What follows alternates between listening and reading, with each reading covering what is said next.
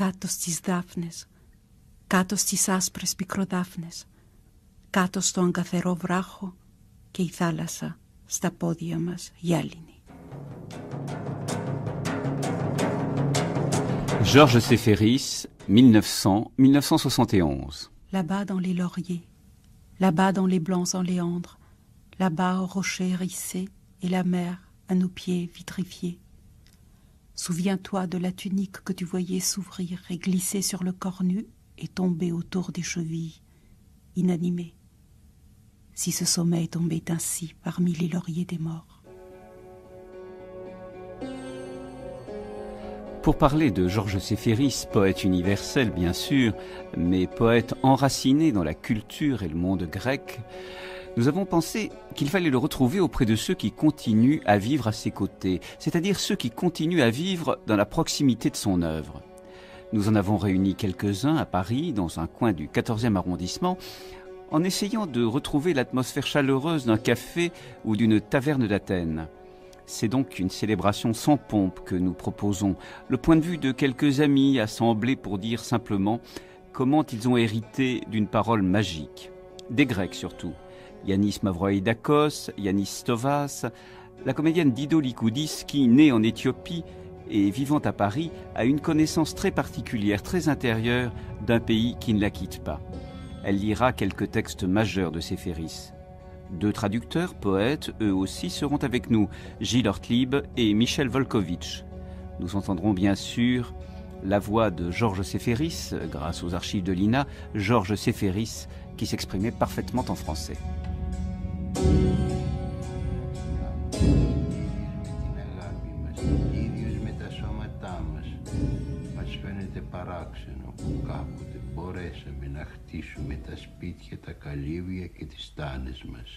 Yannis Mavroïdakos, vous dirigez la revue Desmos, qui est une revue essentielle pour la culture grecque et qui en est à son 3e numéro. Et vous dirigez aussi la librairie grecque de Paris, qui s'appelle également Desmos, le lien, n'est-ce pas, en grec. Et j'aimerais savoir, puisque vous avez pratiquement toute la littérature grecque à votre disposition dans cette librairie et à la disposition du public, si l'on vient souvent vous chercher des œuvres de Georges Séferis. Oui, la librairie existe maintenant depuis 18 ans et chaque année qui passe, la connaissance de Séferis en France s'est fait plus grande. Il y a eu aussi des personnes qui sont venues et qui ont cherché pratiquement tous les œuvres traduites de Séferis en français et j'ai rencontré même des personnes qui se sont mis à apprendre le grec pour pouvoir lire quelques poèmes en grec dans les textes de Séferis. Et aussi, de mon côté, quand je me trouve face à un client dans ma librairie qui cherche un guide, souvent sur la Grèce ou un livre qui va accompagner ses vacances, et qui souvent c'est un roman d'un auteur grec traduit en français, j'essaie de persuader les clients donc, de ma librairie d'acheter aussi la poésie de Séferis. Et pour mon 3e numéro de la revue Les Liens que vous avez gentiment présenté, il y a un chapitre qui s'appelle La Grèce révisitée. Dans ce chapitre du 3e numéro, le sujet est l'île de Santorin. Et donc, avec un texte qui est écrit par un auteur d'aujourd'hui, qui est Antonis Georgakis, j'ai pensé inévitable de republier les poèmes de Séferis et Santorin, qui est un poème formidable. Santorin. Penche-toi, si tu le peux, sur la mer obscure, oubliant le son d'une flûte sur des pieds nus qui parcoururent ton sommeil dans l'autre vie, l'englouti. Sur ton dernier coquillage, écris, si tu le peux, le jour, le nom, le lieu, et jette-le dans la mer, qu'il y disparaisse. Nous nous sommes retrouvés nus sur la pierre ponce, regardant les îles nées des flots, regardant les îles rouges s'abîmer dans leur sommeil, dans notre sommeil. Nous nous sommes retrouvés nus, ici, inclinant la balance vers l'injustice. Talent de la vigueur, vouloir sans faille, amour lucide, desseins qui mûrissent au soleil de midi, voix du destin au bruit de la jeune paume frappant l'épaule, en ce pays qui s'est brisé, qui ne résiste plus, en ce pays qui jadis fut le nôtre, rouille et cendre, les îles s'engloutissent. Yanis Mavroïdakos, l'hellénisme, je crois que Séphéris revendiquait, c'était un hellénisme qui partait du début, je veux dire, jusqu'à l'époque présente, jusqu'à son époque à lui. Et on raconte justement qu'il avait été assez blessé, jeune homme, il avait 25 ou 26 ans, je ne sais plus. Il avait rencontré Édouard Herriot qui lui avait dit qu'il ne s'intéressait à la Grèce que jusqu'au IIIe siècle avant Jésus-Christ. Alors que pour lui, la Grèce était évidemment toujours une matière intensément vivante. Tout à fait, je crois ça fait partie d'un texte d'ailleurs qui est publié par Denis Colère, qui est un des grands, disons, spécialistes de Séphéris à France. Et c'est une conférence qui Séphéris a prononcée soit en Alexandrie, soit au Caire, et au moment de l'occupation allemande en Grèce. Et c'était une conférence en français. Et là, dedans, il disait qu'effectivement, on peut pas, si on voit la civilisation comme quelque chose de vivant, on peut pas les fragmenter comme ça. Donc, si on admet que la Grèce a une civilisation, il faut le voir un tout. Et on peut pas dire une époque, une autre époque, une autre époque. Donc, dans sa manière de voir la Grèce, dans son hellénisme séphéris, c'est un hellénisme qui est culturel, qui n'est pas du tout des races, qui n'est pas du tout une continuité du sang, mais qui c'est comme toute culture, c'est une culture qui reste toujours vivante, et étant vivante, on ne peut pas la fragmenter, il faut le voir comme un tout. Hôtel détruit, amis oubliés, feuilles de palmier dans la boue. Laisse, si tu le peux, tes mains voyager en cet angle du temps sur le bateau qui toucha l'horizon. Quand le dé frappa l'air, quand la lance frappa la cuirasse, quand l'œil reconnut l'étranger et se tarit l'amour en des âmes percées. Quand tu regardes alentour et que tu trouves partout les pieds fauchés, partout les mains inertes, partout les yeux obscurcis.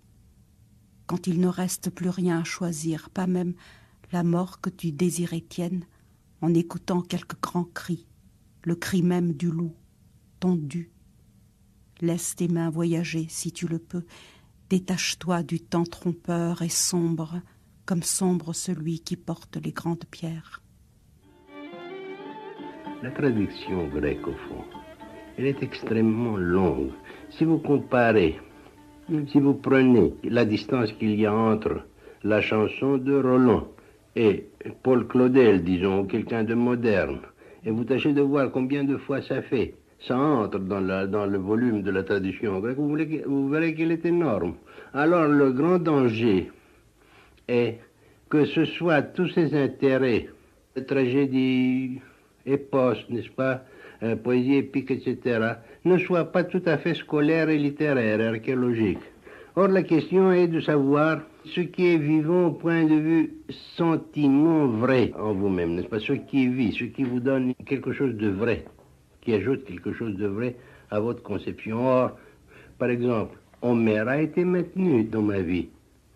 Pas parce que je l'ai appris à l'école, mais parce que ça a commencé d'une manière assez drôle par lui-même à vivre en moi. De nouveau, Socrate. Et ce que j'ai distingué et que j'ai toujours maintenu dans mon esprit, c'était l'apologie de Socrate dans Platon.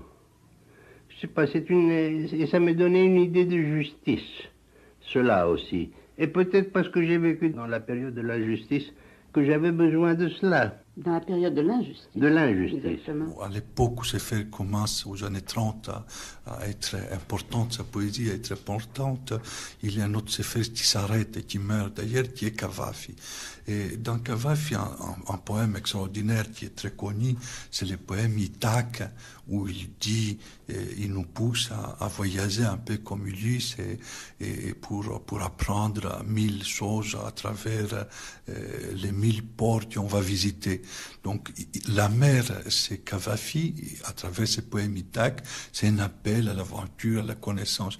C'est faire souvent la mer qui enveloppe la Grèce est sentie comme un appel, comme une ouverture, mais en même temps aussi comme un danger. et un véritable danger. C'est peut-être visible tout au début de sa poésie jusqu'au moment d'un poème qui est La Grive, où il parle... il met dans ses poèmes souvent un vers d'Agamemnon d'Eschyle, où c'est à peu près, je cite de mémoire, la mer, qui peut la tarir? Donc, personne ne peut tarir la mer, d'où il vient le bien, mais d'où aussi il y a un danger. Et il dit que de ces fenêtres donc grandes ouvertes à la mer, il voit la lumière qui va absorber quelque part la mer, c'est-à-dire ces dangers qui nous viennent de la mer, la lumière va nous aider à les vaincre. Je pense aussi à une phrase du journal de 45. Bien sûr, il y a toutes nos épreuves insupportables, écrasantes, tout ce qu'on voudra, mais quand je sors, que je vois la lumière sans personne, alors je suis dans une totale ivresse, complètement saoul de ce pays, un vrai clochard hébété. Et alors là, ça nous donne une idée aussi de Séféris, ce poète tout à fait merveilleuse, dans la mesure où on peut imaginer qu'il a quand même eu une carrière, disons, de grand bourgeois, une carrière malgré tout de grand diplomate, même s'il a traversé des périodes très difficiles dans son métier. Mais il y a quand même cette nudité, au fond, qui est toujours en lui et qu'il s'efforce d'exprimer au plus près de cette sensation, justement, non ? Comme parmi un de ces derniers, je crois, poèmes qui est dans les 3 poèmes secrets, les poèmes où il parle du pain plein de la résine, où à plein midi, par une chaleur extraordinaire, ne désire qu'une chose, donner la flamme. Vous voyez, c'est des images extraordinaires. Dans ce même poème, il dit comme le soleil tape les tiers du rose sans feuilles. Vous pouvez imaginer chaque fois que je lis ces poèmes, j'imagine le parfum qui doit sortir d'une rose tapée comme ça par le soleil, où ça m'enivre. Σπίτια που είχα μου τα πήραν. Έτυχε να είναι τα χρόνια δύσεχτα, πολέμοι, χαλασμοί, ξενιτεμοί. Κάποτε ο κυνηγός βρίσκει τα διαβατάρικα πουλιά, κάποτε δεν τα βρίσκει. Το κυνήγι ήταν καλό στα χρόνια μου. Πήραν πολλούς τα σκάλια.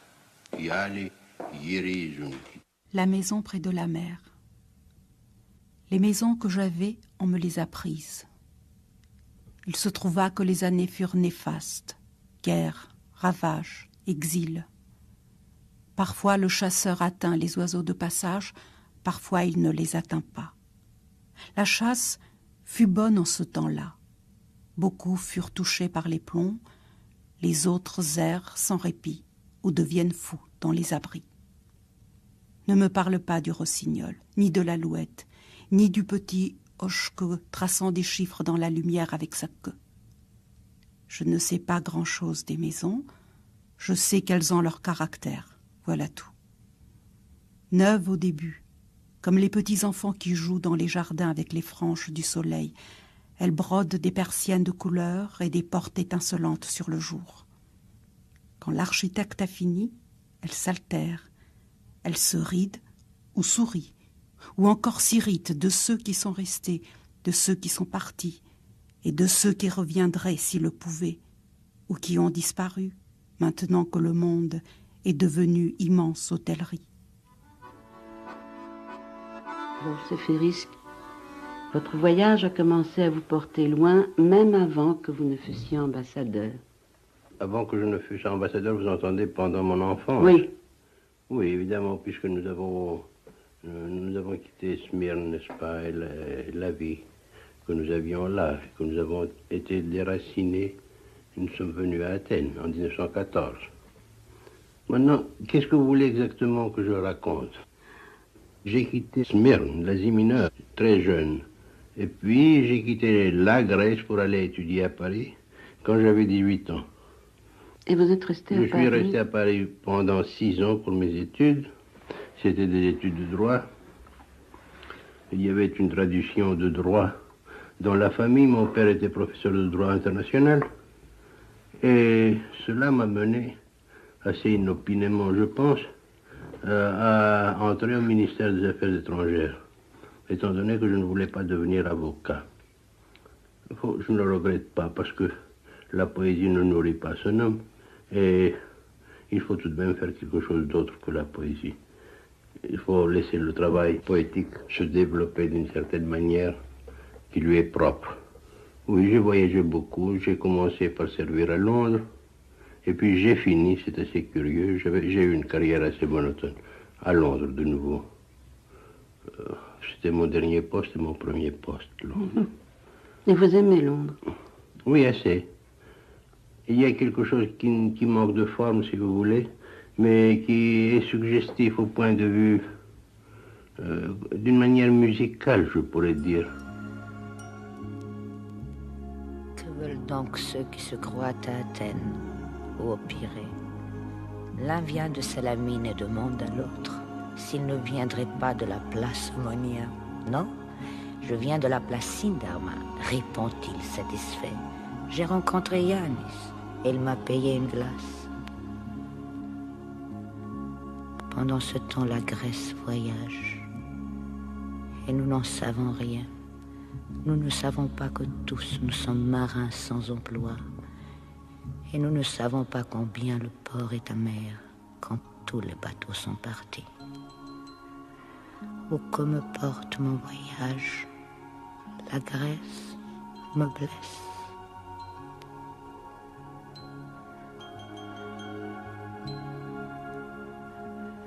Drôles de gens, ils se croient en Attique et ne sont nulle part. Ils achètent des dragées pour se marier et ils se font photographier. L'homme que j'ai vu aujourd'hui, assis devant un fond de pigeons et de fleurs, laissait la main du vieux photographe, lui lissait les rides creusées sur son visage par les oiseaux du ciel. Où que me porte mon voyage, la Grèce me blesse.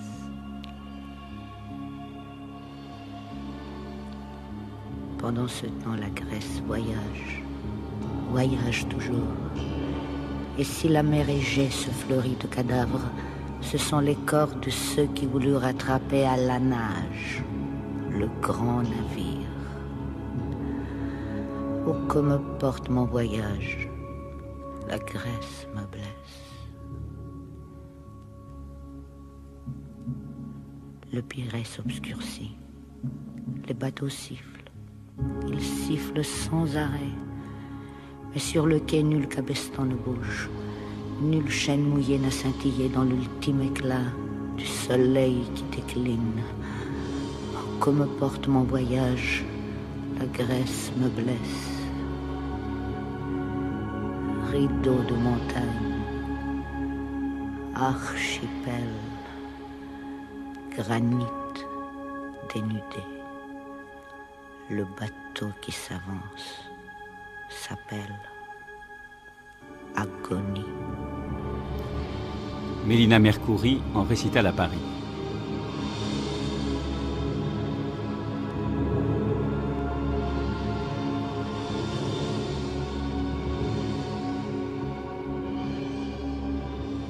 C'était les années les plus importantes pour moi, les années que j'ai passées à Paris. J'étais assez perdu à Paris, je dois dire, n'est-ce pas? Vous imaginez un jeune homme étranger, assez timide, qui avait un grand respect pour certaines choses et qui désirait certaines choses d'une manière démesurée, je pourrais dire, s'exprimer, ce qui est très difficile, et combiner, si vous voulez, ou bien pouvoir gagner, si vous voulez, de Paris ce que la France aurait pu lui enseigner, tout en maintenant son aspect grec.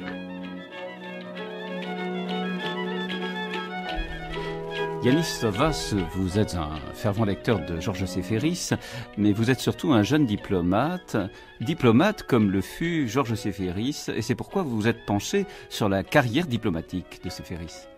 Séféris viendra pour la première fois à Paris en 1917 et il commence à étudier le droit à Paris. Ensuite, il part à Londres où il passe aussi quelques temps. Et quand il revient à Athènes, nous sommes déjà en 1925. Et déjà, la catastrophe, ce que les Grecs considèrent comme la catastrophe d'Asie mineure et qui a marqué toute l'histoire du pays, était déjà en fait révolue. Alors, Séféris rentre en Grèce en 25, ensuite il passe le concours du ministère en 26 et il devient attaché, donc il commence sa carrière diplomatique. Et le fait qu'il fut diplomate, c'est en fait complètement accessoire. Et je pense qu'il était diplomate à contre-cœur. D'après les témoignages que nous avons et certains passages dans son journal, il n'aimait pas beaucoup le rôle du diplomate, surtout parce qu'il y avait des problèmes avec plusieurs personnes qui à l'époque avaient le pouvoir dans le ministère des Affaires étrangères grec. Et la carrière de Séféris dans le ministère n'a pas été brillante.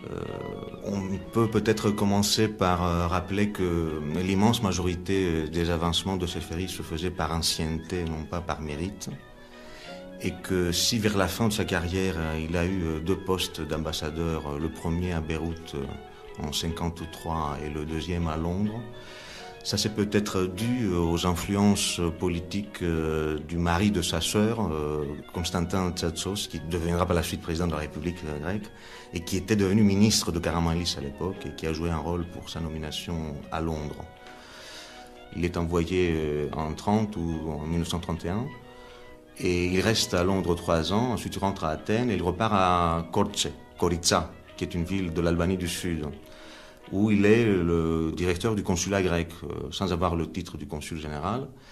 Il reste 1 année à Korçë, ensuite il rentre à Athènes, c'est déjà la dictature de Métaxas, et il est nommé au service de presse de la dictature. C'est une nomination qui n'a pas été voulue, bien sûr, mais comme il est fonctionnaire de l'État, il a été affecté à ce service. Et donc, il faut dire quand même que Métaxas et surtout les gens qui sont autour de lui détestent Séféris. Cela dit, il accepte quand même ce poste, il ne démissionne pas. Il accepte ce poste parce qu'il n'y a pas moyen de refuser. Et Séféris est chargé de la presse étrangère. Et il voit très souvent les correspondants des journaux de la presse étrangère à Athènes. Si on suit le journal de Séféris, on voit très bien qu'il déteste la dictature, qu'il n'est pas du tout partisan de la dictature, loin de là. Mais il est, comme il connaît très bien les langues, il est dans ce poste à contre-cœur pendant toute sa carrière diplomatique d'ailleurs. Il n'aimait pas très bien ce qu'il faisait. C'est d'ailleurs le reproche qu'on lui fera au ministère plusieurs fois, quand on trouvera prétexte pour ne pas le faire avancer par mérite.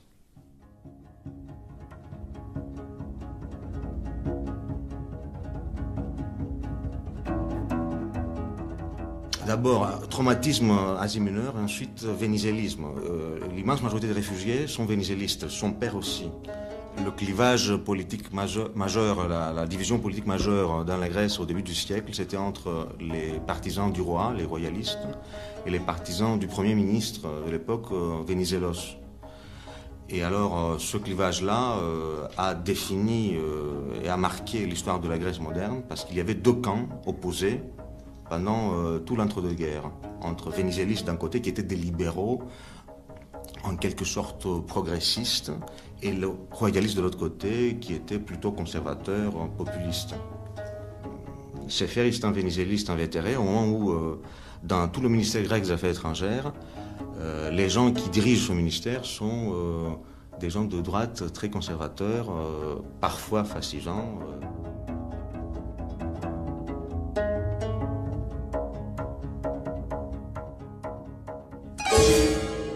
Et puis, il y a la guerre.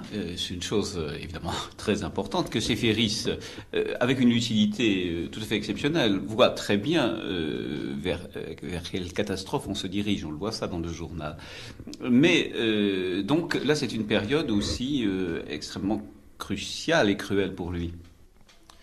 Pendant la guerre, Séféris suit le gouvernement grec à l'exil. Donc il part avec le gouvernement de Tsouvéos en Égypte. Ensuite, je crois, il est parti aussi en Afrique du Sud. Et il est très proche d'un homme politique de l'époque qui est de gauche libérale, qui s'appelle Kartalis.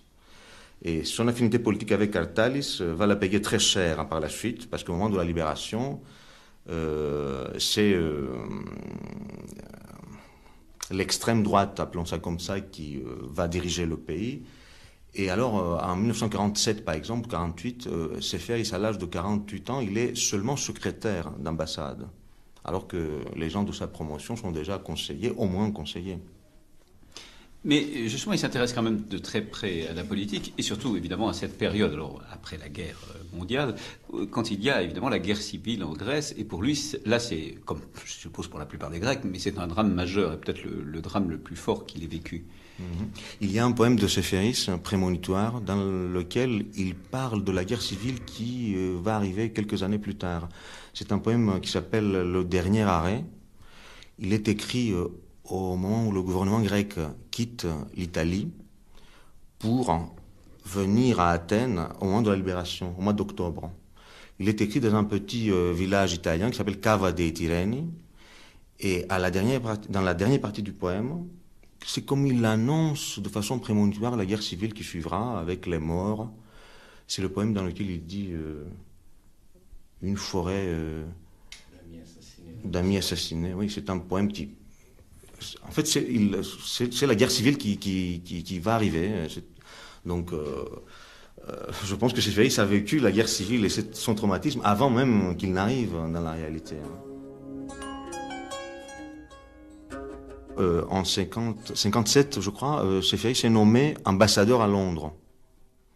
Quand il arrive à Londres, c'est déjà le problème, la question de Chypre, la question chypriote, se trouve en pleine ébullition aussi. Il y a une guerre que les Britanniques qualifient de terroriste, mais en fait c'est une guerre de libération dans l'île de Chypre. Seferis est partie prenante pour les patriotes chypriotes. Il avait connu Chypre quand il était à Beyrouth. Il faisait des voyages très souvent en Chypre, d'où ses poèmes, plusieurs poèmes sur Chypre. C'est une île qu'il adore vraiment. Il connaît très bien Makarios, l'archevêque de Chypre, dont il est l'ami.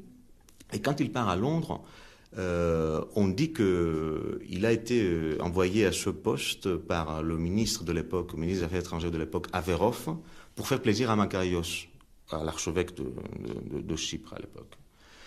Et Londres est une capitale cruciale et stratégique pour la Grèce parce que la Grande-Bretagne, c'est le pays colonisateur de Chypre.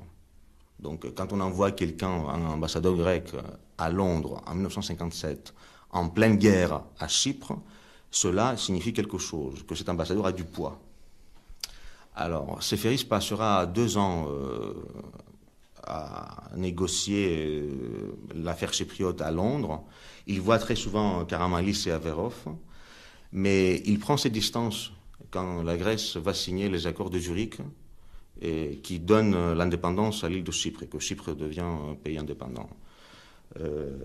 Il sera mis à l'écart un peu par les hommes politiques de l'époque.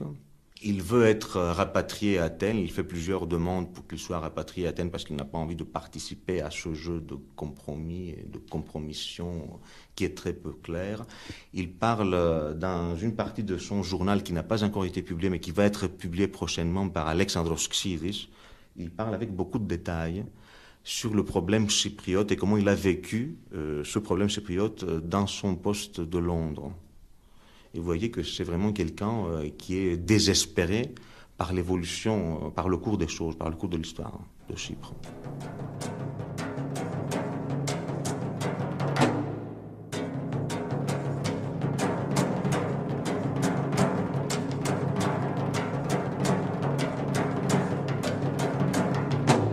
Quand il a reçu le prix Nobel en 1963, je crois qu'il était à la disponibilité du ministre. Il n'était pas actif comme diplomate. C'était vraiment la grande consécration. Mais pour dire toute la vérité, quand il est allé à Stockholm pour le prix Nobel, et quand il est revenu à Stockholm avec le prix Nobel, aucun officiel grec n'était à l'aéroport.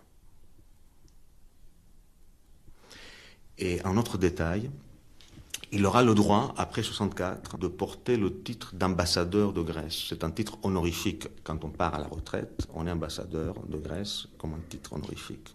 Ce titre sera retiré en 1969 par la dictature, quand il fera la déclaration, la fameuse déclaration contre la dictature. Θεατρίνη μη αλφα, Στείνουμε θέατρα και τα χαρνούμε όπου σταθούμε και όπου βρεθούμε. Στείνουμε θέατρα και σκηνικά. Michel Volkovitch, vous allez maintenant nous lire votre traduction des Chats de Saint-Nicolas, qui est le dernier poème, je crois que Séféris est publié de son vivant, donc. On voit le cap aux chats, nous dit le commandant, montrant une terre basse dans la brume, rivage vide au jour de Noël. Et c'est au ponant vers le large que la vague fit naître Aphrodite. On appelle ce lieu la pierre du grec. 3/8 à gauche. La chatte que j'ai perdue l'an dernier avait les yeux de Salomé, et Ramadan, comme il regardait la mort en face, des jours entiers dans la neige de l'Orient, au soleil glacé, en face, des jours entiers, le petit Dieu lard. Voyageur, ne t'arrête pas. 3/8 à gauche, marmonna l'homme de bar. Mon ami dresserait l'oreille sans doute, à présent débarqué, reclus, dans une petite maison pleine d'icônes, cherchant des fenêtres derrière les images. La cloche du bateau sonna, comme une pièce d'or de cité disparue, et fit revivre en tombant des aumônes d'autrefois. Bizarre, poursuivit le commandant. Cette cloche, un jour pareil, m'en rappelle une autre du monastère. Un moine racontait l'histoire, un rêveur à demi fou. Du temps de la grande sécheresse, 40 années sans pluie, l'île entière fut dévastée. Les gens mouraient, les serpents grouillaient. Des millions de serpents sur cette pointe, gros comme la jambe d'un homme et venimeux. Le monastère de Saint-Nicolas était alors aux mains des moines de Saint-Basile qui ne pouvaient ni travailler aux champs, ni paître leurs troupeaux. Ils furent sauvés par les chats qu'ils nourrirent. À l'aube sonnait une cloche, et ils partaient en bande au combat. Toute la journée, ils se battaient jusqu'à l'heure où l'on sonnait le repas du soir. Après manger, la cloche à nouveau, et ils repartaient la nuit, batailler. C'était merveille de les voir, dit-on, qui boiteux, qui tordus, le nez ou l'oreille perdue, la fourrure en lambeaux. Et c'est ainsi, au son des cloches, 4 fois par jour, que passèrent des mois, des années, des temps et des temps. Farouches et obstinés, blessés toujours, ils massacrèrent les serpents, mais pour finir, disparurent, tués par tout ce venin. Tel un navire coulé, ils n'ont rien laissé à la surface, ni son de cloche, ni miaulement. Gardez le cap. Que veux-tu, les pauvres, à force de se battre et boire jour et nuit le sang venimeux des serpents? Des siècles, des générations empoisonnées. Gardez le cap, reprit l'homme de bar, indifférent. Dominique Grandmont. C'est un fait auquel beaucoup auront été sensibles qu'après le coup d'État de 1967, le prix Nobel Séféris n'ait publié, en guise de protestation, qu'un seul poème en tout et pour tout. Qui, d'ailleurs, dans les prisons les plus reculées, ne connaissait et ne comprenait ces vers du poème des Chats de Saint-Nicolas, ces chats chargés par les Lusignans de combattre, au Moyen-Âge, à Chypre, l'invasion des serpents empoisonnés.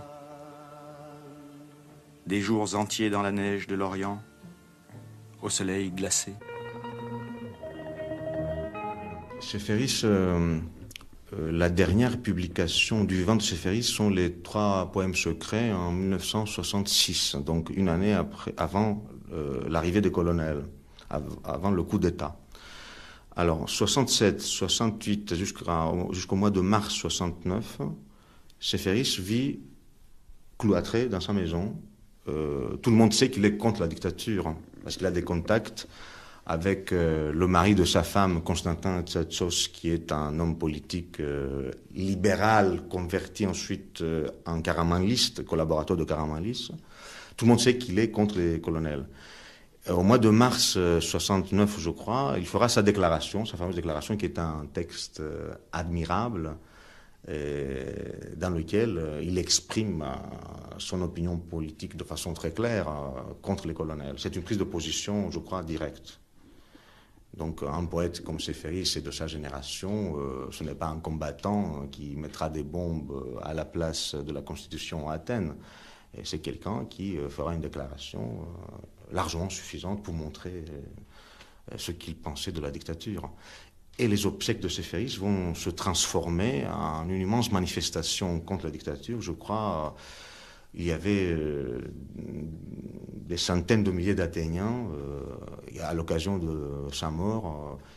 Et cela s'était vu et perçu par les journaux et par la presse internationale comme une manifestation contre la dictature des colonels. On nous disait, vous vaincrez si vous vous soumettez. Nous nous sommes soumis et nous avons trouvé la cendre. On nous disait, vous vaincrez si vous savez aimer. Nous avons aimé et nous avons trouvé la cendre. On nous disait, vous vaincrez quand vous aurez abandonné votre vie. Nous avons abandonné notre vie et nous avons trouvé la cendre. Il nous reste à retrouver notre vie maintenant que nous n'avons plus rien. Μέμνης ολουτρών εις ενοσφίστης. Ξύπνησα με το μαρμάρινο τούτο κεφάλι στα χέρια, που μου εξαντλεί τους αγκώνες και δεν ξέρω πού να τα κουμπίσω. Je me suis réveillé entre les mains cette tête de marbre qui épuise mes coudes et où dont la poserais-je. Elle tombait dans le rêve comme je sortais du rêve. Ainsi se sont jointes nos vies et il serait très dur de les dissocier. Je regarde les yeux, ni ouverts ni fermés. Je parle à la bouche qui sans cesse essaie de parler. Je soulève les pommettes qui ont percé la peau. Je n'en peux plus. Mes mains se perdent et me reviennent, mutilées. Μήτε ανοιχτά, μήτε κλειστά, μιλώ στο στόμα. Jean de Sailly. Γυρεύει να μιλήσει. Κρατώ τα μάγουλα που ξεπέρασαν το δέρμα. Δεν έχω άλλη δύναμη. Τα χέρια μου χάνονται και με πλησιάζουν. Ακροτηριασμένα. Ce que je voudrais insister surtout, ce n'est pas du tout de la poésie archéologique. C'est ça sur laquelle je veux insister. Ce n'est pas ainsi que je l'entends. Et, n'est-ce pas, son point de départ, c'est la vie que j'ai pu vivre. Évidemment, il faut qu'il y ait certaines choses, certaines images, n'est-ce pas, qui vous permettent de vous exprimer. Toujours, il y a des images. Quand vous dites, par exemple, c'est tellement beau, je me suis réveillée entre les mains cette tête de marbre qui épuise mes coudes. Et où donc la poserais-je? Elle tombait dans le rêve, comme je sortais du rêve. Ainsi se sont jointes nos vies, et il serait très dur de les dissocier. Il y a un point de coïncidence entre l'image et ce que je voulais exprimer. Mais l'important est, et c'est pour moi c'est très important, je n'ai jamais aimé la poésie abstraite. Et c'est pas ce qui m'a intéressé, c'est ce qui m'a permis de m'exprimer. Ça a été en mentionnant les choses qui tombaient sous mes sens d'une manière immédiate. Or, je me suis trouvé à vivre dans ce pays où il y a des statues, où il y a des colonnes brisées, où il y a des masques, où il y a des tas de choses, des pierres. Même, je me rappelle en ce moment, un écrivain français assez important qui est venu en Grèce et en quittant par le Pirée à ce moment, il a dit à son compagnon, vous savez, j'ai assez de ce tas de pierres. Nous ne pouvions pas dire la même chose puisque nous n'avions que ça. Qui a dit ça? Vous ne le direz pas? Si, je tâcherai de me rappeler. Le problème pour un écrivain n'est pas ce qui influe sur lui, parce que c'est assez mécanique. Ce qui m'intéresse, c'est plutôt de quoi un écrivain est fait. Or, pour commencer par le commencement, j'ai été fait par mon père et par ma mère. Excusez-moi de commencer comme ça. Mon père aimait la poésie. Ma mère, c'était une femme extraordinairement bonne, n'est-ce pas? Quand je pense à elle, pour vous donner un terme de référence, je penserais plutôt à cette ballade, je crois. C'est une ballade, ce que François Villon a écrit pour sa mère. Et puis, n'est-ce pas, c'était des gens pas trop intellectuels au commencement de mon enfance. C'était des gens de la mer, des champs, là où nous étions, c'était tout à fait la campagne. C'est un petit village qui comportait à peu près une centaine d'âmes. Mais c'était une famille, ce qui donnait des contacts, comment vous dirais-je. Et puis nous sommes partis, nous sommes venus à la grande ville, ici. Les influences courantes, ce que l'on écrivait, ce que l'on faisait autour de moi, n'est-ce pas? Ce que l'on aimait, les réactions que l'on avait, ainsi de suite. On est fait de tout cela. Après, j'ai quitté pour aller à Paris, n'est-ce pas? En allant à Paris, j'ai commencé, au point de vue strictement littéraire, à étudier la période symboliste, n'est-ce pas? Et c'est très curieux, c'était Jean Moréas qui m'avait donné l'occasion, parce qu'on m'avait demandé de faire une conférence, j'avais 20 ans, de faire une conférence sur Jean Moréas. Alors cela m'a donné l'occasion d'étudier toute la période, cette période. Jean Moréas, il faut le rappeler, était grec. Il était grec, il s'appelait Papadiamandopoulos. Et il a écrit ses premières poésies et ses critiques en grec. Oui. J'ai les dans ma bibliothèque, je vous montrerai. Alors c'est comme ça, et puis je suis entré dans le mouvement moderne, j'ai suivi le mouvement moderne avec beaucoup d'intérêt. Imaginez, n'est-ce pas, c'était l'époque où il y avait le prix Goncourt à Marcel Proust, il y avait André Gide, qui m'a appris beaucoup d'ailleurs, il y avait avant, n'est-ce pas, des gens comme Jules Laforgue, qui m'ont beaucoup intéressé aussi. Il y avait Giraudoux qui venait de sortir à ce moment, à peu près, n'est-ce pas? Il venait d'être connu. Il y avait Jean Cocteau, il y avait des tas de gens, n'est-ce pas? C'était une drôle d'époque, pleine de recherches, n'est-ce pas? Il faut penser qu'il y a eu la période Dada, c'était l'époque Dada, et puis il y avait aussi le futurisme encore était vivant. Je me rappelle, j'ai assisté aux Champs-Élysées à une soirée où il y avait Marinetti qui faisait jouer ses bruiteurs, comme il les appelait, c'était une musique futuriste, et les Dada qui réagissaient dans le balcon en chantant Gloire immortelle de nos aïeux. C'était une chose assez vivante. Alors ce qui me frappe quand même, c'est que vous n'avez pas mentionné ni Breton, ni les surréalistes. Je parle un peu d'une période un peu avant. C'est un peu après, n'est-ce pas, que le premier manifeste surréaliste paraît. C'est Breton, c'est Aragon, c'est Éluard, que j'ai connu d'ailleurs ici à Athènes, et ainsi de suite. Et tous ces gens-là, vous savez, qu'est-ce que vous voulez, dans la vie, l'équipage avec lequel nous naviguons, nous nourrit, qu'est-ce que vous voulez, il n'y a pas moyen de faire autrement. Mais oui, alors, il y avait aussi Valéry, que j'ai oublié de mentionner, qui m'intéressait beaucoup, parce qu'il mettait un peu d'ordre dans un esprit assez échevelé, comme j'étais, je suppose, moi-même. S'il a passé des années de sa vie à Paris à lire Valéry, Paul Valéry, et il a fait des traductions de Paul Valéry, et c'était pour mieux pouvoir ensuite rentrer en Grèce et mieux pouvoir parler le grec et l'écrire. Donc ce n'est pas le janissaire qui a renié ses origines, mais c'est le type qui a conquis la langue grecque à travers son passage à l'Occident. Il est devenu plus grec en quelque sorte, ou plus hellène, en passant par l'Occident. Si l'on peut penser que le 1920, l'époque de sa première jeunesse, c'est vraiment le surréalisme, l'explosion justement de formes qui commencent à se briser, lui, il met vraiment là un frein énorme à ça. Il veut au contraire construire sa langue et non pas la faire éclater.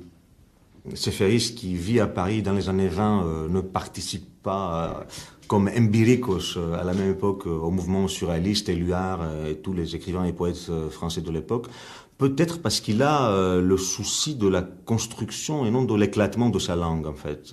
Comme peut-être il considère que l'évolution de la langue grecque et de la poésie, de la littérature grecque n'est pas exactement au même niveau que la langue ou la littérature française. Il veut d'abord faire autre chose dans sa langue.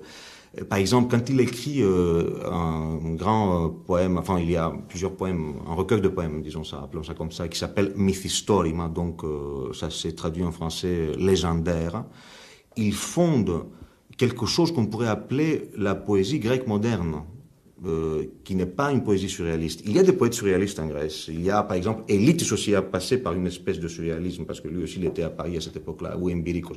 Le souci de Séféris, c'est de faire autre chose, de faire l'équivalent de La Terre vaine de T.S. Eliot. Et il le réussit, je crois, de façon merveilleuse et admirable avec Mephistorim, avec ce poème-là, qui marque. C'est un recueil, il y a, je crois, 24 poèmes. Donc il faut souligner cette importance Il traduit, je crois, en 1936 La Terre vaine, et lui, il écrit Mephistorim en 1935. Il y a concomitance aussi temporelle. Son premier recueil, Strophi de 1931, était très novateur pour l'époque. Je veux dire, il était en rupture totale avec ce qui s'écrivait à l'époque, et c'était peut-être pas moins courageux de publier ce genre de poésie que d'aller musarder du côté du surréalisme. Et c'était... oui. Quand Seferis commence à écrire, dans les années 30, c'est une rupture. Ce n'est pas le surréalisme, parce qu'il y a d'autres ruptures qui peuvent se faire en dehors du surréalisme.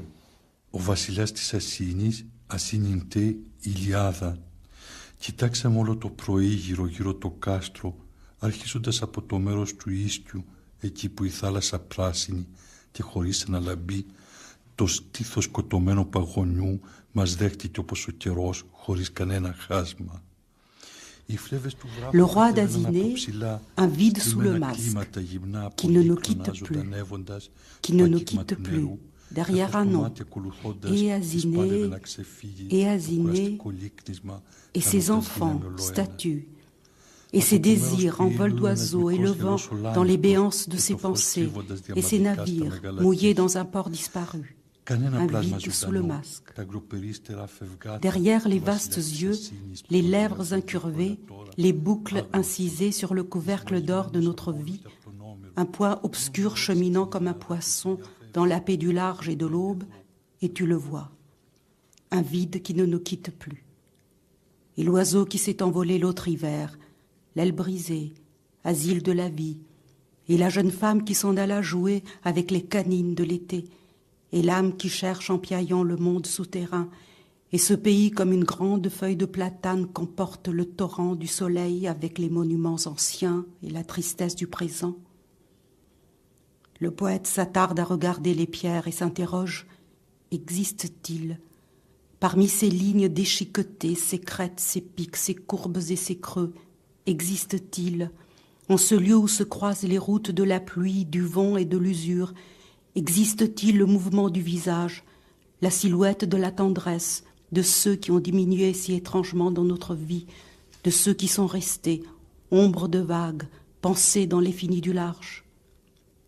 Ou peut-être ne reste-t-il plus rien que le poids, la nostalgie du poids d'un être vivant, là où nous demeurons à présent, sans substance, ployés comme les branches du saule sinistre, tassés dans le long désespoir, tandis que le courant jaune charrie lentement dans la boue des joncs déracinés, image d'une face figée dans la résolution d'une amertume éternelle, le poète un vide.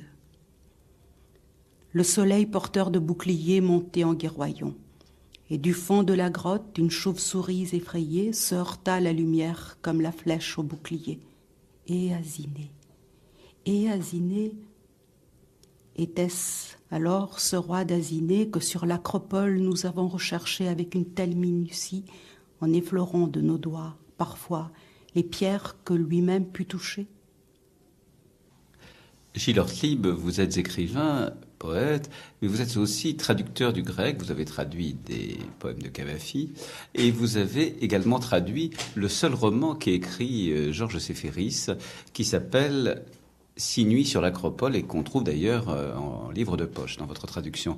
Ce roman de Séféris date on peut dire, de ses écrits de jeunesse.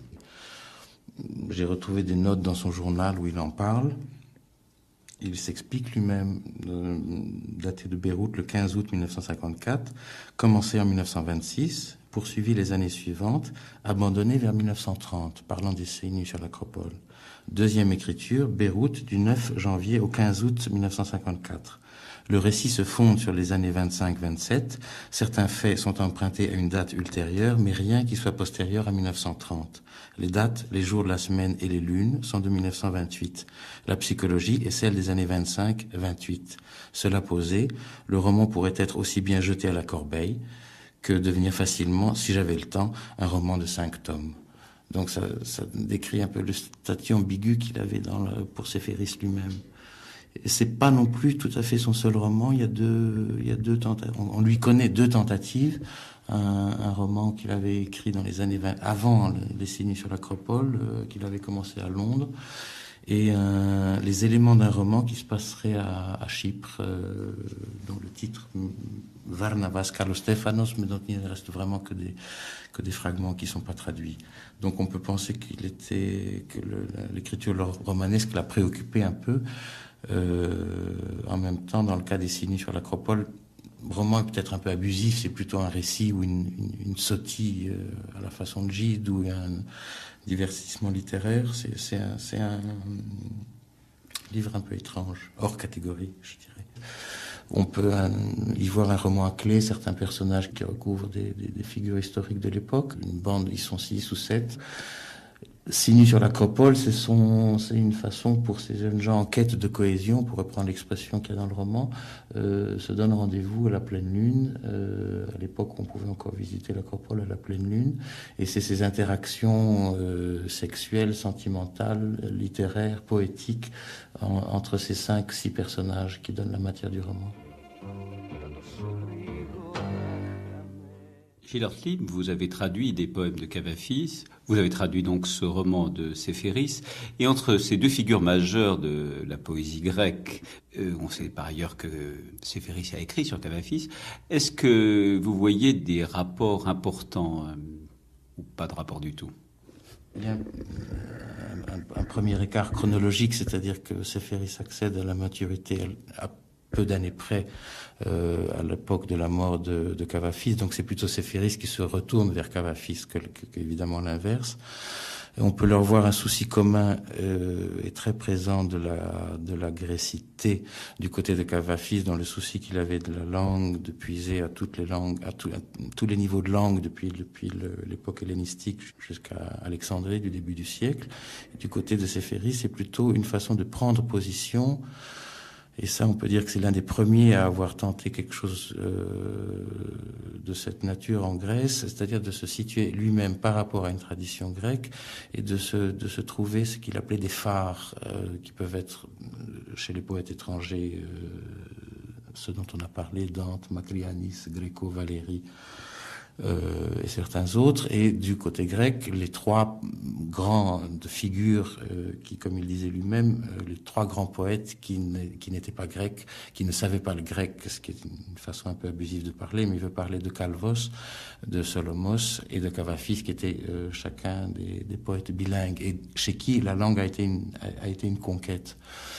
Dans ce sens-là, et je pense que c'est peut-être ce qui le rapproche le plus de Kavafis, c'est cet effort sur soi-même pour parvenir à une langue qui lui soit propre, qu'il exprime lui, et dans une certaine mesure son pays, sans qu'il s'agisse non plus de conscience nationale, c'est pas du tout la question, mais fabriquer une unité. On sent la poésie de Séféris tendue vers un but, et c'est parfois ce qui peut prêter le flanc chez certaines critiques en parlant un peu méchamment de poésie d'ambassadeur ou de Saint John Perse, c'est-à-dire il y a une apparence formelle absolument irréprochable où il manque parfois un peu le détail qui nous la rend proche ou fraternelle ou voisine. Ça, Kavafis le pratique beaucoup plus que lui. Ses atouts sont ailleurs, chez Séféris. Μα τι γυρεύουν οι ψυχές μας ταξιδεύοντας πάνω σε καταστρώματα κατελημμένων καραβιών, στριμωγμένες με γυναίκες κίτρινες και μωρά που κλαίνε, χωρίς να μπορούν να ξεχαστούν ούτε με τα χελιδονόψαρα, ούτε με τ' άστρα που δηλώνουν στην άκρη τα κατάρτια. Τριμμένες από τους δίσκους των φωνογράφων, δεμένες άθελα μ' ανύπαρκτα προσκυνήματα, murmurisondas spasmenes skepsis από ξένες γλώσσες. Mais que cherchent-elles, nos âmes, à voyager ainsi sur des ponts de bateaux délabrés, entassés parmi des femmes blêmes et des enfants qui pleurent, que ne peuvent distraire ni les poissons volants, ni les étoiles que les mâts désignent de leur pointe, usés par les disques des phonographes, liés sans le vouloir à d'inopérants pèlerinages, murmurant en langues étrangères des miettes de pensée. Mais que cherchent-elles, nos âmes, à voyager ainsi, de port en port, sur des coques pourries? déplaçant des pierres éclatées, respirant la fraîcheur des pins plus péniblement chaque jour, nageant tantôt dans les eaux d'une mer et tantôt dans celles d'une autre mer, sans contact, sans homme, dans un pays qui n'est plus le nôtre, ni le vôtre non plus. Nous le savions qu'elles étaient belles, les îles, quelque part près du lieu où nous allons à l'aveuglette, un peu plus bas, un peu plus haut, à une distance infime. Πως ήταν ωραία τα νησιά, κάπου εδώ τριγύρω που ψηλαφούμε, λίγο πιο χαμηλά ή λίγο πιο ψηλά, ένα ελάχιστο διάστημα. Gilles Ortlieb, vous avez choisi un extrait de votre traduction de 6 nuits sur l'Acropole de Séféris. Oui, c'est parce que ça permet de voir un petit peu l'époque où Séféris vivait à Paris, où il avait donc passé 6 ans, comme on l'a dit, il était absolument gavé de littérature française, Montaigne, Laforgue, il s'essayait à des traductions, et on retrouve un écho, je trouve, de ces influences françaises dans ces petits passages, et en même temps, ce qui fait sa spécificité en tant que grec. Je suis sorti. Les phares se reflétaient 2 par 2 sur la chaussée humide. Je me suis accoudé sur le parapet qui longe le fleuve. Une aube verte se levait à l'autre bout de la ville. Un homme est apparu sur le pont d'un chaland qui s'est mis à se laver les mains, et j'ai regardé ses mains se frotter l'une contre l'autre comme les pattes d'une mouche. Une bande d'ouvrières est passée toute joyeuse. Elles m'ont pris pour un fêtard Henri Botte et m'ont insulté. Je me suis senti aussi seul que le dernier cyclope d'une odyssée perdue. Me reviennent quelques phrases et peut-être tout au plus 2 ou 3 gestes. Je me torture. Parfois, enfermé dans ma chambre, je m'épuise à dresser le bilan du passé. Je le vois se dilater comme une boule de cristal qu'il faut fixer pendant des heures et des heures avant de pouvoir distinguer quelque chose.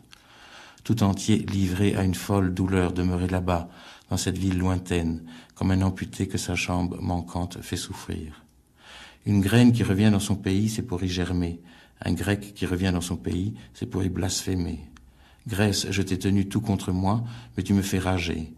Et tous ceux qui croyaient comme moi aux racines et au retour, je les vois s'altérer presque chimiquement, jour après jour. L'un n'a pas été loin désespéré. Il s'est enfui et il continuera à fuir sa vie durant. Un autre amuse les dames en leur débitant des phrases qu'il aurait abhorrées autrefois. Il a été nommé ministre hier. Un troisième se compare à la fausse cariatide de l'Érectéion, réplique en terre d'une vie dont l'original serait resté à l'étranger. Et combien d'autres encore. Nous sommes l'équipage d'une goélette, et là je trouve qu'on retrouve un peu presque le ton du poète. Nous sommes l'équipage d'une goélette qui navigue à sec de voile depuis tant d'années. Nous sommes affamés. Certains perdent la raison, d'autres mettent fin à leur jour ou se ferment comme des huîtres. Parfois, l'un d'entre nous grimpe au sommet du mât et on croit l'entendre crier qu'il y a de belles plages en vue et des terres encore inconnues. Nous les voyons, puis il redescend parmi nous et c'est le seul à déclarer qu'il n'y a que des rochers, du marbre et de l'eau saumâtre. Alors de colère, nous le jetons à la mer. Nous avons tant détruit, nous pouvons nous compter, nous sommes autant de ruines. Bonne nuit. Dans son journal, nombreux sont les passages où il dit des choses qui peuvent paraître très simples, mais qui sont très bouleversantes, c'est-à-dire lever ce matin, suis allé couper du bois, pris un bain, etc. Et on sent que c'est une chose extrêmement importante pour lui de se retrouver, si on peut dire, dans l'ordre, dans le bel ordre du monde. Mais par rapport à un désordre quand même qui est très prenant dans sa poésie aussi. Je veux dire, c'est un monde aussi complètement cassé, c'est un monde aussi de l'exil, c'est un monde du drame, de la mort. Mais tout cela se résout peut-être dans une célébration justement d'une harmonie supérieure. Et en ce sens, est-ce qu'on pourrait parler d'une métaphysique de Séféris ou non? Yanis Mavroïdakos. Peut-être ici, comme par rapport à l'élévation, disons, de Séféris, peut-être serait bien de parler d'un passage de son journal au moment où il préparait à l'île des Poros son poème Grive, qui était la fin d'un certain cycle de poèmes, je pense, des années 30 jusqu'à 46. À un moment donné, il n'est pas content des résultats de son poème. Il dit « Je laisse mes feuilles sur ma table de travail » et il va se promener et couper du bois à la montagne. Et Et là, il dit qu'il s'est souvenu d'une leçon d'un grand maître des haikai, comment on prononce ça, japonais, donné à ses élèves, en disant, voilà, quand vous avez à faire un haïku où on dit une petite libellule, ôtez-lui des ailes, petit poivrier, il faut dire plutôt un petit poivrier, mettez-lui des ailes, libellule. Et il dit que cette leçon donc, du grand maître d'haïku a fait élever les êtres. Il est rentré, il a repris ses papiers et son poème, il a renversé un peu ses vers et le poème était superbe. Georges Séféris, 1900-1971. Un vieillard sur le bord du fleuve. Il faut pourtant considérer comment nous avançons. Sentir ne suffit pas, ni penser, ni bouger, ni exposer son corps aux vieilles meurtrières quand l'huile bouillante et le plomb fondu creusent les murs de leur coulée. Il faut pourtant considérer vers quoi nous avançons. Non pas comme le veulent notre douleur, nos enfants affamés, ni le gouffre de l'appel des compagnons de l'autre rive, ni comme le chuchote la veilleuse couleur d'encre d'un hôpital de fortune. Je ne demande rien d'autre que de parler simplement, que cette grâce me soit accordée. Notre chant, nous l'avons surchargé de tant de musique qu'il s'est englouti peu à peu, et nous avons tellement enjolivé notre art que son visage s'est noyé dans les dorures. Et il est temps de dire les quelques paroles que nous avons à dire. Demain, notre âme hisse la voile. Si la souffrance est humaine, nous ne sommes pas hommes pour souffrir seulement.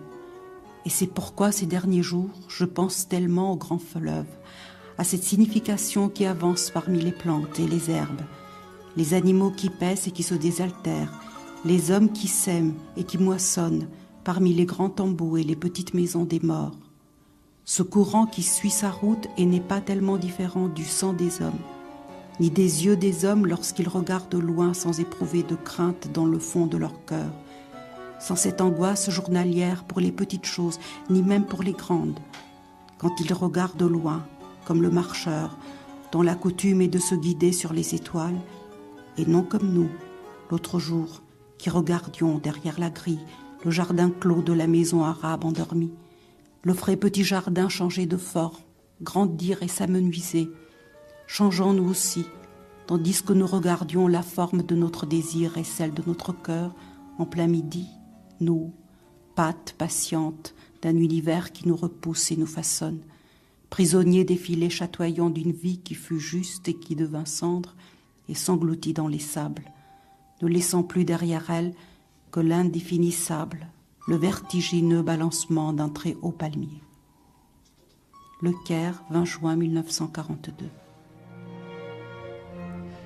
Une vie, une œuvre, Georges Séféris, une émission de Christian Giudicelli, avec la participation de Yanis Mavroïdakos, libraire, éditeur, directeur de la revue Desmos, Yanis Stovas, diplomate à l'ambassade de Grèce à Paris, Michel Volkovitch, écrivain et traducteur, Gilles Ortlieb, écrivain et traducteur.